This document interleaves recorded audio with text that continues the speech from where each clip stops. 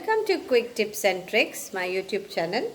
Today I am just giving you my feedback on this Real Alphonso mango nectar juice.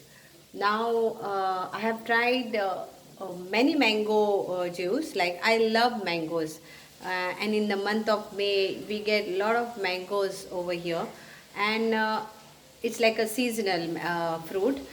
And the thing is what, like when it is like not seasonal, then whenever I remember mangoes, I try to drink some mango juice.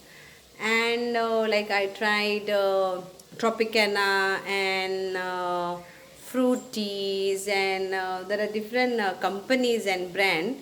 But then I came up across with this company, Real Alfonso mango nectar, which is very yummy.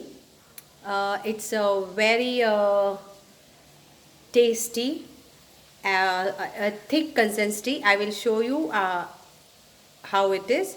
Like I will pour it in glass and I will show you, and it is so filling. I just love, like when you have this juice you feel like, oh, you are eating a mango.